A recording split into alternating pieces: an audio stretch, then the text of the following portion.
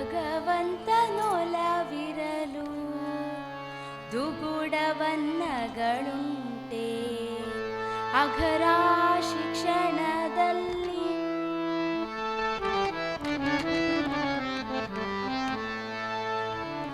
ಭಗವಂತನೊಲವಿರಲು ದುಗುಡವನ್ನಗಳುಂಟೆ ಅಘರ ಶಿಕ್ಷಣದಲ್ಲಿ ಕರಗದೆ ಉಳಿವುದುಂಟೆ.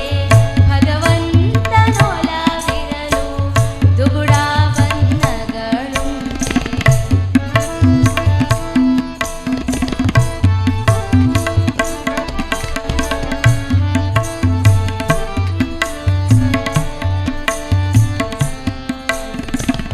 ಅಸಮಾನ ವಿದ್ಯೆ ಸಂಪದವೆಷ್ಟೇ ನಿನಗಿರಲಿ ವಿಸಜಾನಾಭನು ಮುನಿಯೇ ತಕ್ಕುವುದುಂಟೆ.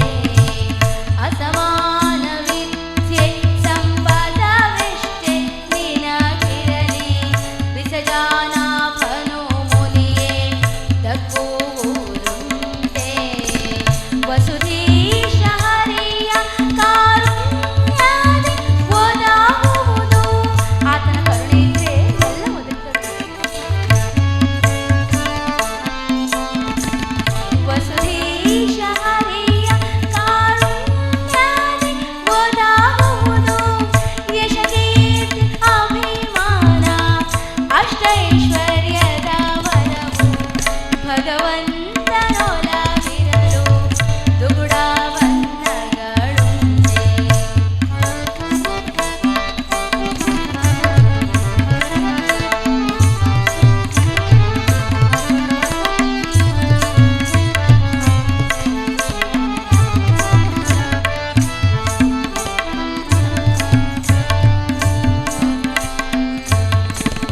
ಜೀವಿಯು ಹೊಂದಿರುವ ಚೈತನ್ಯಕ್ಕೆ ನಿಶ್ಚಯದಿ ಅವತಾರಿ ಶ್ರೀರಾಮ ಮೂಲ ಪ್ರೇರಕನು.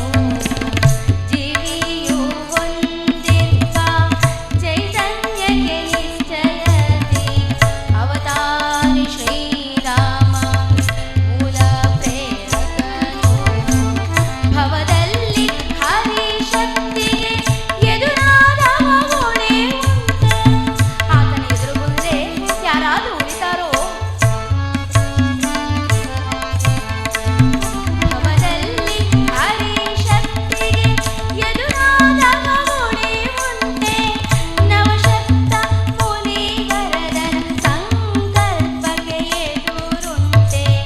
ಭಗವಂತನೊಲವಿರಲು ದುಗುಡವನ್ನಗಳುಂಟೆ. ಅಘರ ಶಿಕ್ಷಣದಲ್ಲಿ ಕರಗದೆ ಉಳಿವುದುಂಟೆ. ಭಗವಂತನೊಲವಿರಲು ದುಗುಡವನ್ನಗಳುಂಟೆ.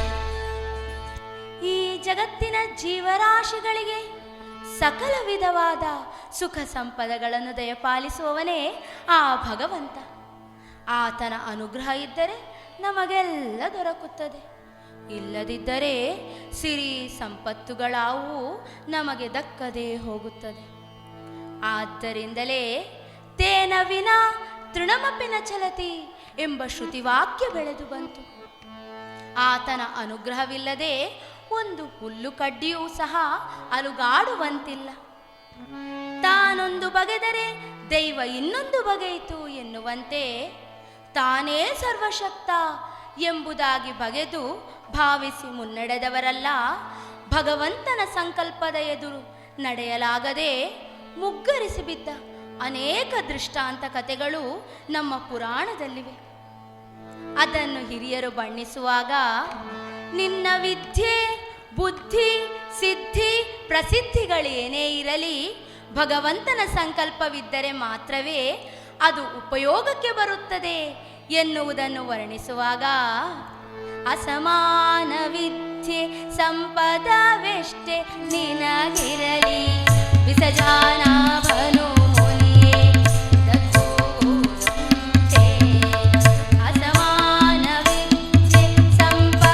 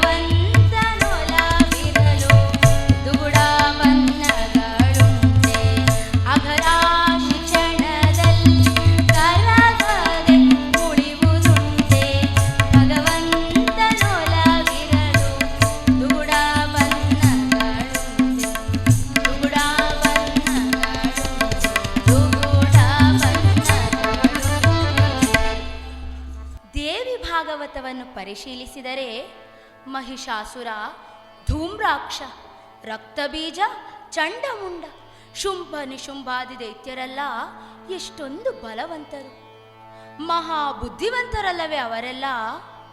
ಹಾಗಿದ್ದರೂ ಈ ಇಡೀ ಜಗತ್ತನ್ನೇ ಧರಿಸಿರುವ ಆ ಮಹಾಶಕ್ತಿಯ ಸಂಕಲ್ಪದ ಎದುರು ಅವರ್ಯಾರಿಂದಲಾದರೂ ನಡೆಯಲು ಸಾಧ್ಯವಾಯಿತೇ? ಮಹಾಭಾರತದ ಮಹಾನ್ ಯೋಧರಲ್ಲ, ಸಾಮಾನ್ಯ ವೀರರೇನೋ, ಅಧಿರಥ ಮಹಾರಥರೇ ಅಲ್ಲವೇ ಅವರೆಲ್ಲ. ಹಾಗಿದ್ದರೂ ಭಗವಂತನ ಸಂಕಲ್ಪವನ್ನು ಮೀರಿ ಅವರ್ಯಾರಿಂದಲಾದರೂ ನಡೆಯಲು ಸಾಧ್ಯವಾಯಿತೇ?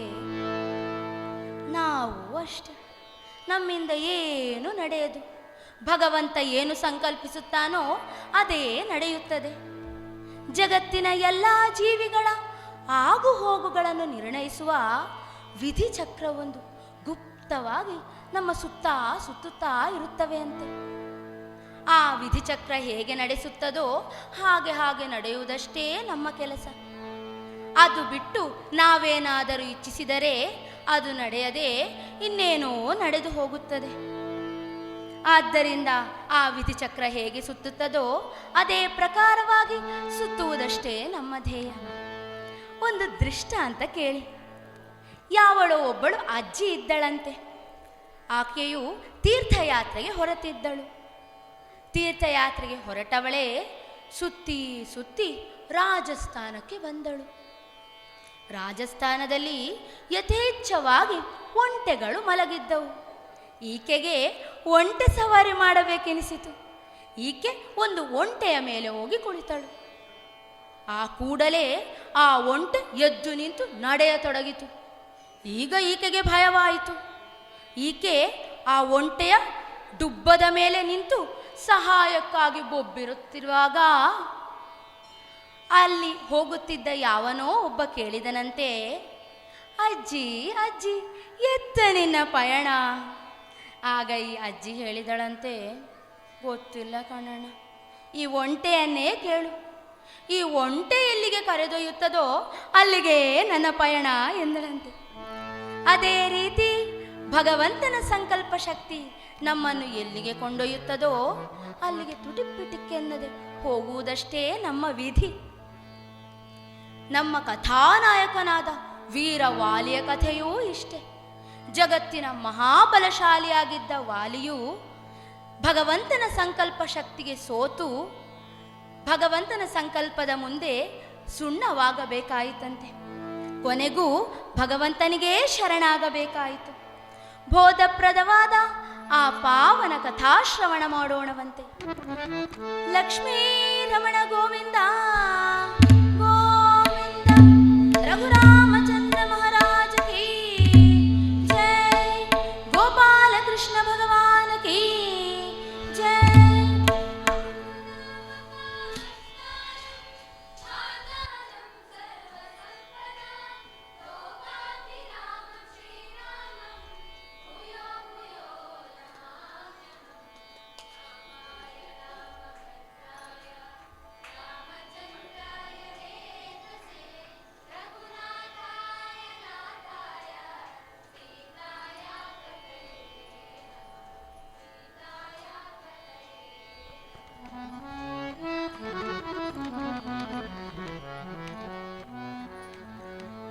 ಕಥಾ ಭಾಗದಲ್ಲಿ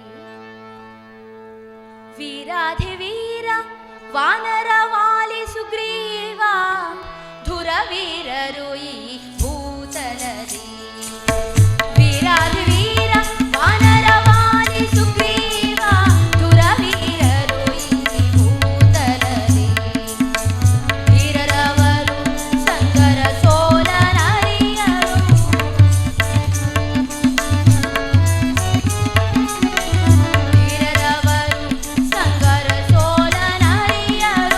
ಹರನನು ಗ್ರಹ ಪಡೆದ ಅಮ್ಮೀರರು.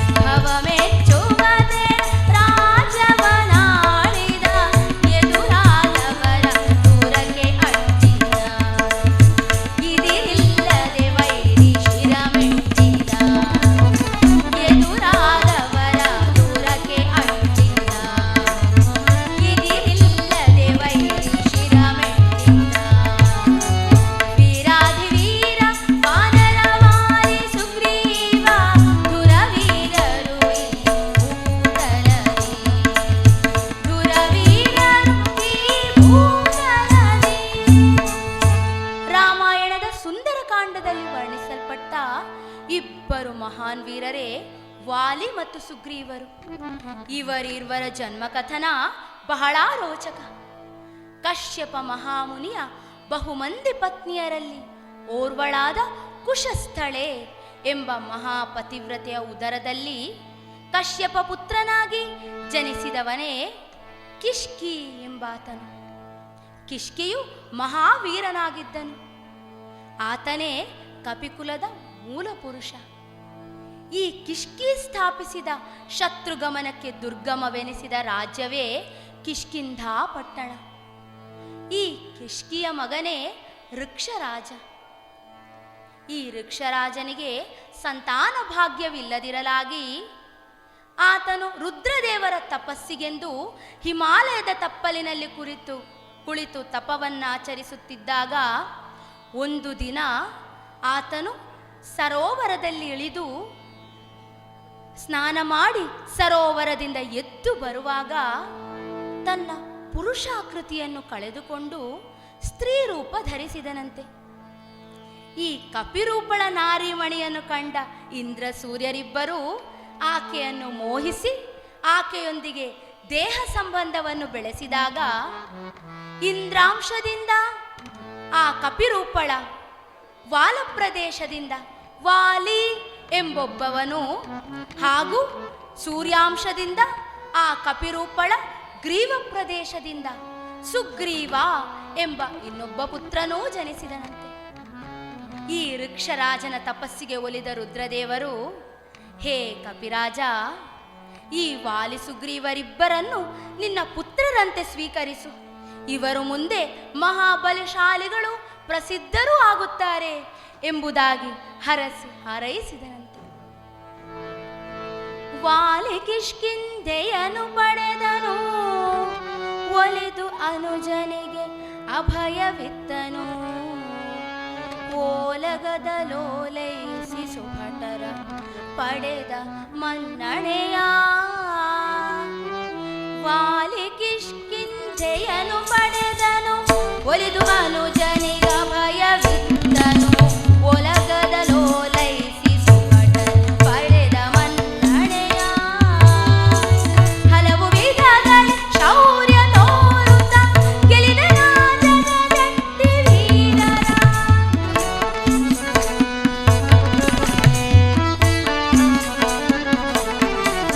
ಹಲವು ವಿಧದಲ್ಲಿ ಶೌರ್ಯ ತೋರುತ್ತ ಗೆಲಿದ ರಾಜಗದಟ್ಟಿ ವೀರರ. ಸಲ್ಲಿಸಿದನು ಸುಗ್ರೀವನಿಗೆ ಸ್ವರಾಜಬಲವನ್ನು. ವಾಲಿ ಕಿಷ್ಕಿಂಧೆಯನ್ನು ಪಡೆದನು.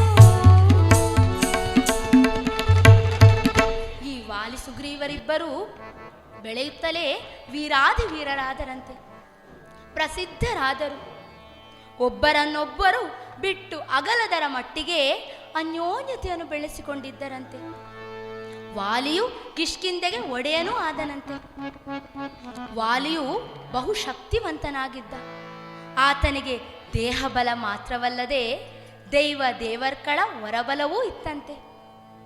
ಯಾರು ಆತನ ಎದುರಾಗಿ ಹೋರಾಡುತ್ತಾರೋ ಆ ಎದುರಿನವರ ಅರ್ಧ ಶಕ್ತಿ ಈತನಿಗೆ ಸೇರಿಕೊಳ್ಳುತ್ತಿತ್ತಂತೆ. ಆದ್ದರಿಂದ ವೀರಾಧಿವೀರರೆಲ್ಲ ಈತನೊಡನೆ ಹೋರಾಡಿ ಮೂಡೆ ಮುರಿಸಿಕೊಂಡು ಓಡಿ ಹೋಗುತ್ತಿದ್ದರಂತೆ. ಒಂದು ಬಾರಿ ವೀರಾಧಿವೀರ ಎಂಬುದಾಗಿ ಖ್ಯಾತವೆತ್ತ ಲಂಕಾಧಿಪ ರಾವಣೇಂದ್ರ ಈ ವಾಲಿಯನ್ನೂ ಗೆದ್ದು ವಿಜಗೀಷು ವಿಕ್ರಮಿಯಾಗಬೇಕು ಎಂಬುದಾಗಿ ಯೋಚಿಸಿದವನೇ ಆ ಕೂಡಲೇ ತನ್ನ ಪುಷ್ಪಕ ವಿಮಾನವೇರಿ ಕಿಷ್ಕಿಂಧಾ ಪಟ್ಟಣಕ್ಕೆ ಬಂದನಂತೆ. ಕಿಷ್ಕಿಂಧೆಗೆ ಬಂದವನೇ ಆ ಮಹಾದ್ವಾರದಲ್ಲಿ ನಿಂತು ವಾಲಿಯನ್ನು ಕೂಗಿ ಕರೆದ, ಹೇ ವಾಲಿ, ಎಲೆ ವಾಲಿಯೇ ಕೋತಿ ಜಂತುವೆ, ಎಲ್ಲಿರುವೆಯೋ ನೀ ಬಾ ಮುಂದೆ. ಎಲೆ ವಾಲಿಯೇ ಕೋತಿ ಜಂತುವೆ, ಎಲ್ಲಿರುವೆಯೋ ನೀ ಬಾ ಮುಂದೆ. ಬಲಶಾಲಿ ಎಂಬ ಹೆಗ್ಗಳಿಕೆಯೇನೋ, ನಿನ್ನನ್ನು ನೀನು ಬಲಶಾಲಿ ಎಂದುಕೊಂಡಿರುವೆಯಾ? ಬಲಶಾಲಿ ಎಂಬ ಹೆಗ್ಗಳಿಕೆಯೇನೋ, ಗೆಲುವ ಸಾಧಿಸು ಎನ್ನೆದುರು. ಎಲೆ ವಾಲಿಯೇ ಕೋತಿ ಜಂತುವೆ, ಎಲ್ಲಿರುವೆಯೋ ನೀ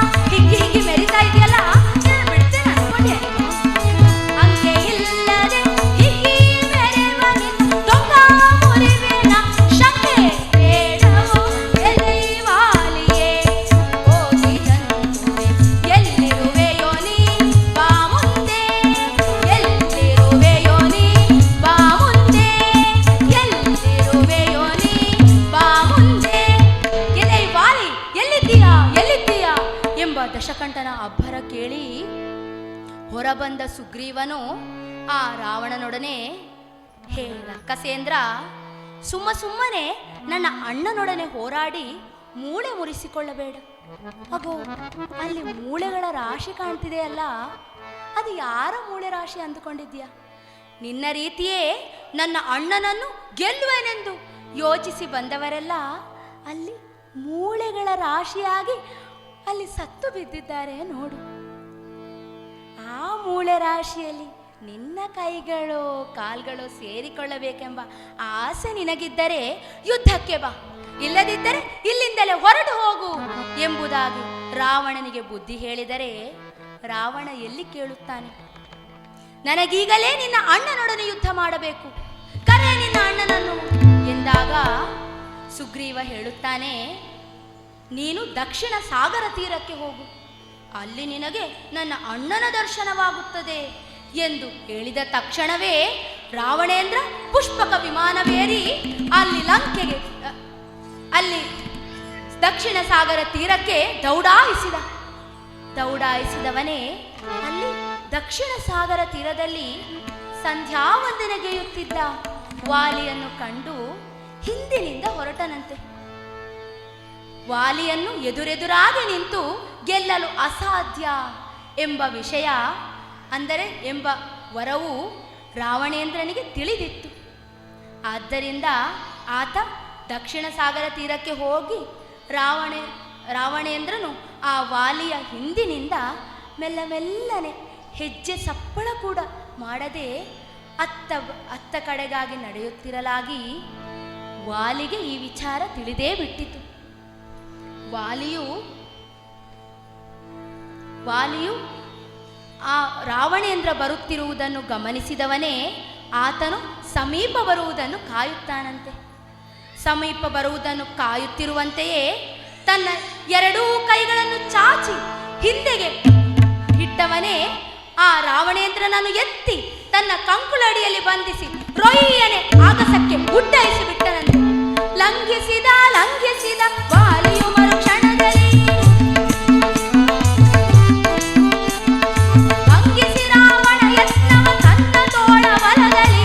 ಲಂಘಿಸಿದ ವಾಲಿಯು ಮರುಕ್ಷಣದಲ್ಲಿ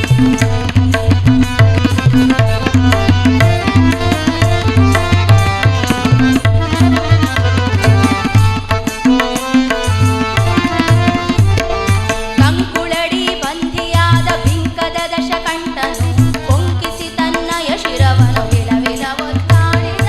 ಕಂಕುಳಡಿ ಬಂಧಿಯಾದ ಬಿಂಕದ ದಶಕಂಠನು ಕೊಂಕಿಸಿ ತನ್ನಯ ಶಿರವನು ವಿಲವಿಲ ಒತ್ತಾಡಿದ. ಲಂಕೇಶನ ಶೂರಧೀರ ರಣಧೀರ ಅನುಚರರು ನೋಡ್ತಾ ಇದ್ದಾರೆ. ಲಂಕೇಶನ ಶೂರಧೀರ ರಣಧೀರ ಅನುಚರರು ಮಂಕು ಬಳೆದ ಕರನಾರು ಒಬ್ಬಿಟ್ಟರು ಭಯದಲ್ಲಿ. ಲಂಘಿಸಿದ ವಾಲಿಯು ಮರುಕ್ಷಣದಲ್ಲಿ ಭಂಗಿಸಿ ತನ್ನಯ ಶಿರವನ್ನು ವಿಲವಿಲ ಒತ್ತಾಡಿದ. ಭಂಗಿಸಿದ ವಾಲಿಯು ಮರುಕ್ಷಣದಲ್ಲಿ ಭಂಗಿಸಿ ರಾವಣ ಯತ್ನವ ತನ್ನ ತೋಳ ಬಲದಲ್ಲಿ. ಲಂಘಿಸಿದ ವಾಲಿಯು ಮರುಕ್ಷಣದಲ್ಲಿ ವಾಯುವೇಗಕ್ಕೂ ಮೀರಿದ ರಭಸದಿಂದ ಬಂಧಿಯಾದ ರಾವಣನನ್ನು ತನ್ನ ಕಂಕುಳಡಿಯಲ್ಲಿ ಹಿಡಿದು ಹೋಗುತ್ತಿದ್ದರೆ ರಾವಣನಿಗೆ ಉಸಿರು ಕಟ್ಟಿತು. ಆತನು ಗರುಡನ ಕಾಲುಗುರಿನಲ್ಲಿ ಬಂಧಿಯಾದ ಸರ್ಪದಂತೆ ವಿಲವಿಲ ಒದ್ದಾಡಿದ, ಚಡಪಡಿಸಿದ. ಆತನಿಗೆ ಏನು ಮಾಡಬೇಕೆಂಬುದೇ ತಿಳಿಯದಾಯಿತಂತೆ. ಈಗ ಆತ ಉಗುರಿನಿಂದ ವಾಲಿಯನ್ನು ಘಾಸಿಗೊಳಿಸಲೆತ್ನಿಸಿದ. ಆದರೆ ಈ ವಾಲಿ ಕೇಳುವನೇ, ವಾಲಿಯು ಇನ್ನಷ್ಟು ವೇಗವಾಗಿ ಹೊರಟವನೇ ಆ ರಾವಣನ ಅನುಚರರೆಲ್ಲ ಕೆಳಗಡೆ ಓಡುತ್ತಿರುವುದನ್ನು ನೋಡಿದವನೇ ವಾಲಿಯು ಗಹಗಹಿಸಿ ನಗುತ್ತಾ ಅತ್ತಿಂದಿತ್ತ ಇತ್ತಿಂದತ್ತ ಎಂಬಂತೆ ದಕ್ಷಿಣ ಸಾಗರಕ್ಕೆ ಧುಮುಕಿದನಂತೆ ವಾಲಿ. ಅದೇ ಪ್ರಕಾರವಾಗಿ ಉತ್ತರ ಸಾಗರಕ್ಕೂ ಧುಮುಕಿದ ವಾಲಿಯು ಅಲ್ಲಿ ರಾವಣೇಂದ್ರನನ್ನು ಮುಳುಗಿಸಿ 4-5 ಬಾರಿ ತೆಗೆದನಂತೆ. ಇದೇ ಪ್ರಕಾರವಾಗಿ 4 ಸಾಗರ ತೀರಕ್ಕೆ ಮುಳುಗಿಸಿ ಎಬ್ಬಿಸಿದ. ಈ ಪ್ರಕಾರವಾಗಿ ಮಾಡಿದವನೇ ವಾಲಿಗಂತೂ ರಾವಣನಿಗಂತೂ ದಿಕ್ಕೇ ತೋಚದಂತಾಯಿತಂತೆ. ರಾವಣೇಂದ್ರನು ಉಪ್ಪು ನೀರು ಕುಡಿದು ಸೋತು ಸುಣ್ಣವಾದ. ಈಗ ವಾಲಿಯು ಆಗಸದಿಂದ ಧಡಾರನೆ ಕೆಳಗಿಳಿದು ಬಂದ ಕೂಡಲೇ ಆ ರಾವಣನನ್ನು ತೆಗೆದು ಆಚೆಗೆ ಬಿಸಾಡಿದನಂತೆ. ಆಚೆಗೆ ಎಸೆದವನೇ, ಹೇ ರಕ್ಕಸೇಂದ್ರ, ಹೇಳು, ಯಾರು ನೀನು, ಯಾತಕ್ಕೆ ಬಂದೆ ಎಂಬುದಾಗಿ ಬೊಬ್ಬಿರಿದಾಗ ರಾವಣೇಂದ್ರನು ಥರಥರನೆಂದು ನಡುಗಿದ, ಮಂಡಿಯೂರಿದ. ಆತನ ಪರಿಚಯವನ್ನು ಹೇಳುತ್ತಾನಂತೆ. ಎಲೆ ವೀರ ನಾನು ದಶಕಂಠ, ಎಲೆ ವೀರ ನಾನು ದಶಕಂಠ, ಬಲೆ ಬಲೆ ನಿನ್ನ ಶೌರ್ಯದ ಮುಂದೆನ ಬಂಟ, ಎಲೆ ವೀರ ನಾನು ದಶಕಂಠ. ಹೇ ವೀರಾದಿವೀರ, ನನ್ನನ್ನು ದಶಕಂಠ ಅಂತ ಕರೆಯುತ್ತಾರೆ. ಇಡೀ ಜಗತ್ತು ನನ್ನನ್ನು ರಾವಣೇಂದ್ರ ಎಂಬುದಾಗಿ.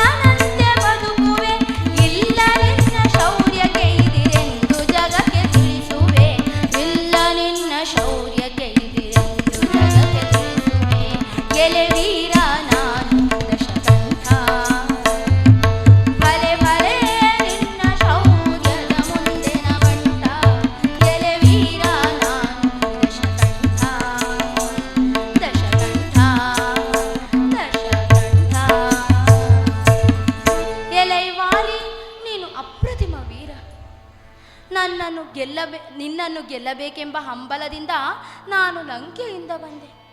ಆದರೆ ನೀನು ನನ್ನನ್ನು ಬಾವಲಿಯಂತೆ ತೂಗಾಡಿಸಿ ಇಡೀ ಜಗತ್ತನ್ನು ಸುತ್ತಿಸಿದಲ್ಲದೆ 4 ಸಾಗರ ನನ್ನನ್ನು ಮುಳುಗಿಸಿ ನನಗೆ ಉಪ್ಪು ನೀರು ಕುಡಿಸಿ ನನ್ನ ಗರ್ವಾಪಹಾರ ಮಾಡಿದೆ. ನೀನು ಸಾಮಾನ್ಯನಲ್ಲ, ನೀನು ವೀರಾದಿ ವೀರ. ನಾನು ನಿನ್ನ ಸ್ನೇಹ ಪಟ್ಟ ಬಯಸುತ್ತೇನೆ. ನನಗೆ ನಿನ್ನ ಸ್ನೇಹ ಭಿಕ್ಷೆ ನೀಡುವೆಯಾ ಎಂಬುದಾಗಿ ಕೇಳಿಕೊಂಡಾಗ ವಾಲಿಯು ಆತನ ಅರಮನೆಯಲ್ಲಿ ರಾವಣೇಂದ್ರನಿಗೆ ಅತಿಥಿಯಾಗಿ ತಿಂಗಳುಗಳ ಕಾಲ ಸತ್ಕರಿಸಿದನಂತೆ. ಇಂಥ ವೀರನಾದ ವಾಲಿಯು ಒಂದು ಸಣ್ಣ ತಪ್ಪಿನಿಂದಾಗಿ ತನ್ನ ಚಾರಿತ್ರ್ಯವನ್ನೇ ಕಳೆದುಕೊಂಡನಂತೆ. ತನ್ನ ತಮ್ಮನಾದ ಸುಗ್ರೀವನಿಗೆ ದ್ರೋಹ ಬಗೆದ. ಆತನ ಮಡದಿ ರುಮೆಯನ್ನು ಅಪಹರಿಸಿ ತನ್ನ ವಶದಲ್ಲಿಟ್ಟ. ಈ ಕಥೆಯನ್ನು ರಾಮಾಯಣದಲ್ಲಿ ಬಲು ರೋಚಕವಾಗಿ ತಿಳಿಸಿದ್ದಾರೆ, ಕೇಳಿ.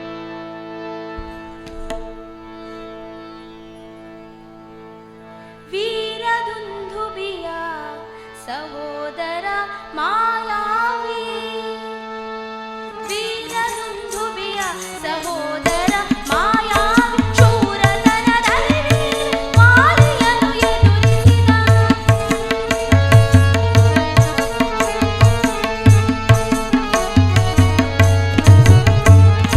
ವೀರದುಂದುಬಿಯ ಸಹೋದರ ಮಾಯಾವಿ, ಶೂರತನದಲ್ಲಿ ವಾಲಿಯನ್ನು ಎದುರಿಸಿದ.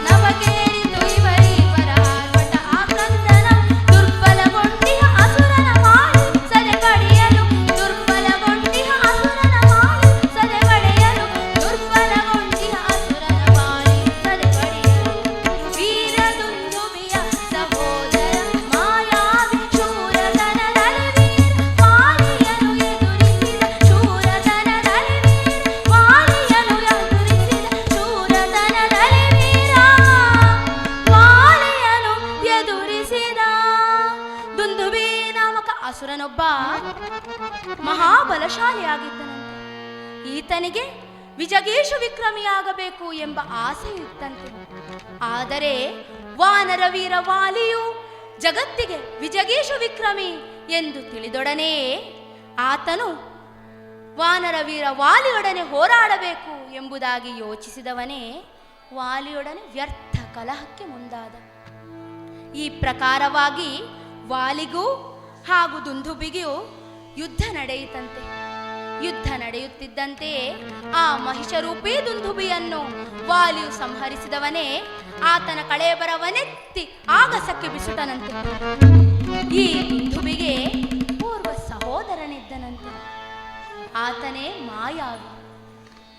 ಈ ಮಾಯಾವಿಗೆ ತನ್ನ ಸಹೋದರನ ಸಾವಿನ ಪ್ರತೀಕಾರ ತೀರಿಸಬೇಕು ಎಂಬ ಆಸೆಯಿಂದ ಈ ವಾಲಿಯೊಡನೆ ಯುದ್ಧಕ್ಕೆ ಬಂದನಂತೆ.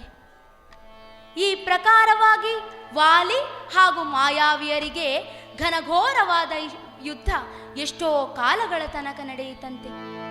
ಕೊನೆಗೂ ಮಾಯಾವಿ ಸೋತವನೇ ಆ ರಣಕಣದಿಂದ ಕಾಲ್ಕಿತ್ತು ಗವಿಯೊಂದರೊಳಗೆ ಓಡಿ ಹೋದನಂತೆ. ವಾಲಿ ಬಿಡುವನೇ ವಾಲಿಯೂ ಆತನನ್ನು ಅಟ್ಟಿಸಿಕೊಂಡು ಹೋದನಂತೆ. ಈ ಪ್ರಕಾರವಾಗಿ ಆ ಗವಿಯ ಒಳಗಡೆ ವಾಲಿ ಹಾಗೂ ಮಾಯಾವಿಯರ ಯುದ್ಧ ಬಹಳಷ್ಟು ಕಾಲಗಳ ತನಕ ನಡೆಯಿತಂತೆ. ಈ ಯುದ್ಧ ನಡೆದು ಕೊನೆಗೂ ಮಾಯಾವಿ ರಕ್ತ ಕಾರಿ ಮರಣಿಸಿದ. ಈಗ ಆ ಗವಿಯ ಹೊರಗಡೆ ಕಾವಲು ಕಾಯುತ್ತಿದ್ದವನು ಸುಗ್ರೀವ. ಸುಗ್ರೀವನು ತನ್ನ ಅಣ್ಣ ಬರದೆ ಎಷ್ಟೋ ಕಾಲಗಳಾಯಿತು ಎಂಬುದಾಗಿ ಯೋಚಿಸಿದವನೇ ಅತ್ತ ಕಡೆಯಿಂದಾಗಿ ಹರಿದು ಬರುತ್ತಿರುವ ರಕ್ತವನ್ನು ಕಂಡು ತನ್ನ ಅಣ್ಣ ಮರಣಿಸಿದನು ಎಂಬುದಾಗಿ ತಪ್ಪು ತಿಳಿದು ತಾನು ಕಿಷ್ಕಿಂಧೆಗೆ ಹೋದ. ಕಿಷ್ಕಿಂಧೆಗೆ ಹೋದವನೇ ಅಲ್ಲಿಗೆ ಒಡೆಯನಾದ. ಈ ಪ್ರಕಾರವಾಗಿ ಕಿಷ್ಕಿಂಧೆಗೆ ಒಡೆಯನಾಗಿ ಕೆಲ ಕಾಲಗಳ ಕಾಲ ರಾಜ್ಯಭಾರ ನಡೆಸಿದ.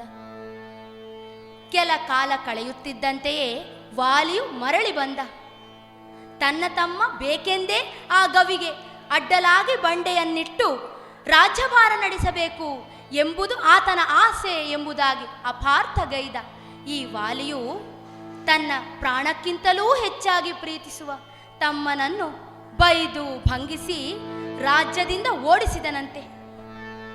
ಅಷ್ಟೇ ಅಲ್ಲದೆ ಆತನ ಮಡದಿ ರುಮೆಯನ್ನು ಬಂಧಿಸಿಟ್ಟು ಪರಸತಿಯರ ಸಂಗ ಬಯಸಿ ಪತಿತನಾದ. ಎಲ್ಲಿ ಸ್ತ್ರೀಯರಿಗೆ ಗೌರವ ಸನ್ಮಾನಗಳು ದೊರೆಯುವುದಿಲ್ಲವೋ ಅಲ್ಲಿ ಯಾವ ಪೂಜೆ ಫಲಗಳಿಗೆ, ಅಲ್ಲಿ ಯಾವ ಪೂಜಾ ಕಾರ್ಯಕ್ಕೆ ಫಲವಿದೆ ಹೇಳಿ? ಮನುಸ್ಮೃತಿ ಈ ಬಗ್ಗೆ ತಿಳಿಸುತ್ತಾ, ಯತ್ರ ನಾರ್ಯಸ್ತು ಪೂಜ್ಯಂತೆ ರಮಂತೆ ತತ್ರ ದೇವತಾ, ಯತ್ರ ನಾರ್ಯಸ್ತು ಪೂಜ್ಯಂತೆ ರಮಂತೆ ತತ್ರ ದೇವತಾ, ಯತ್ರೈತಾಸ್ತು ನ ಪೂಜ್ಯಂತೆ ಸರ್ವಸ್ತತ್ರ ಫಲಾಕ್ರಿಯಾಃ, ಯತ್ರ ನಾರ್ಯಸ್ತು ಪೂಜ್ಯಂತೆ ರಮಂತೆ ತತ್ರ ದೇವತಾ.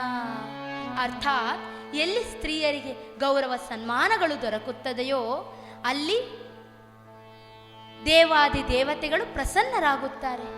ಅದೇ ಪ್ರಕಾರವಾಗಿ ಯಾವ ಮನೆಯಲ್ಲಿ ಸ್ತ್ರೀಯರಿಗೆ ಅಗೌರವ ಅವಮಾನವಾಗುತ್ತದೆಯೋ ಅಲ್ಲಿ ಯಾವುದೇ ಪೂಜಾ ಫಲಗಳು ನಡೆದರೂ ಅದಕ್ಕೆ ಉತ್ತಮವಾದ ಫಲ ದೊರಕುವುದಿಲ್ಲವಂತೆ. ಇಲ್ಲಿ ವಾಲಿಯು ತನ್ನ ಎಲ್ಲಾ ತೇಜಸ್ಸನ್ನು ಪರಸ್ತ್ರೀ ವ್ಯಾಮೋಹದಿಂದ ಕಳೆದುಕೊಂಡನಂತೆ. ಆಗಲೇ ಧರ್ಮಕ್ಕೆ ಪ್ರಭುವಾದ ಶ್ರೀರಾಮಚಂದ್ರನು ಸೀತಾನ್ವೇಷಣೆಗೆಯುತ್ತ ಋಷ್ಯಮುಖ ಪರ್ವತ ಪ್ರದೇಶಕ್ಕೆ ಬಂದವನೇ ಸುಗ್ರೀವನ ಸಖ್ಯ ಗಳಿಸಿದ. ಇಡೀ ವಾಲಿ ವೃತ್ತಾಂತವನ್ನೆಲ್ಲ ತಿಳಿದುಕೊಂಡ. ಕೊಲೆ, ಕೊಳ್ಳಿ ಇಡುವುದು, ಭೂ ಅಪಹರಣ, ಸ್ತ್ರೀ ಅಪಹರಣ, ವಿಷಪ್ರಾಶನ ಎಂಬ ಇತ್ಯಾದಿ ಎಲ್ಲ 6 ಅಪರಾಧಗಳನ್ನು ಮಾಡಿದವರಿಗೆ, ಅಂದರೆ ಈ 6ರಲ್ಲಿ ಯಾರಾವುದಾದರೂ ಒಂದನ್ನು ಮಾಡಿದರೂ ಕೂಡ ಅವರಿಗೆ ಆತತಾಯಿ ದೋಷ ತಟ್ಟುತ್ತದಂತೆ. ಇಲ್ಲಿ ವಾಲಿಯು ಆತತಾಯಿ ದೋಷಿಗನಲ್ಲವೇ? ಆತನು ತನ್ನ ತಮ್ಮನ ಮಡದಿಯನ್ನು ತನ್ನ ಜೊತೆಯಲ್ಲಿರಿಸಿದವನಾದ್ದರಿಂದ ಪ್ರಭು ಶ್ರೀರಾಮಚಂದ್ರನು ವಾಲಿಯನ್ನು ಸಂಹರಿಸಬೇಕು ಎಂಬುದಾಗಿ ನಿರ್ಧರಿಸಿದವನೇ ಸುಗ್ರೀವನ ಜೊತೆಯಲ್ಲಿ ಹೋಗಿ ತನ್ನ ಮಹೋಗ್ರವಾದ ಶರದಿಂದ ವಾಲಿಯನ್ನು ಸಂಹರಿಸಿದನಂತೆ. ಈ ಪ್ರಕಾರವಾಗಿ ಇಂಥ ಒಂದು ಕಥೆ ರಾಮಾಯಣದಲ್ಲಿದೆ. ನೋಡಿದಿರಾ, ಈ ವಾಲಿ ಎಷ್ಟೇ ಬಲಶಾಲಿಯಾಗಿದ್ದರೂ ಆತನಿಗೆ ಭಗವಂತನ ಸಂಕಲ್ಪವನ್ನು ತಡೆಯಲು ಸಾಧ್ಯವಾಯಿತೆ? ಆತನಲ್ಲಿ ಜ್ಞಾನ, ನೈಪುಣ್ಯತೆ, ಎಲ್ಲ ಸತ್ಕಾರ್ಯಗಳು ಇದ್ದರೂ ಕೂಡ ಆತನು ಭಗವಂತನ ಸಂಕಲ್ಪದಲ್ಲಿ ಮೀರಿ ನಡೆಯಲು ಸಾಧ್ಯವಾಗಲಿಲ್ಲ. ಈ ಸತ್ಯವನ್ನು ಅರಿತು ಭಗವಂತನಿಗೆ ಶರಣಾಗಿ ಸಜ್ಜನಿಕೆಯಿಂದ ಬಾಳೋಣ ಎಂಬುದಾಗಿ ಪ್ರಾರ್ಥಿಸುತ್ತಾ ಈ ಬೋಧಪ್ರದವಾದ ಕಥೆಗೆ ಮಂಗಲವನ್ನು ಹಾಡೋಣ. ಲಕ್ಷ್ಮೀ ರಮಣ ಗೋವಿಂದ ಗೋವಿಂದ, ಮಂಗಲಂ ಭಗವಾನ್ ವಿಷ್ಣು, ಮಂಗಲಂ ಮಧುಸೂದನ, ಮಂಗಲಂ ದೇವಕೀ ಪುತ್ರೋ, ಮಂಗಲಂ ಗರುಡಧ್ವಜ. गोपाल कृष्ण भगवान की जय, रघुरामचंद्र महाराज की जय.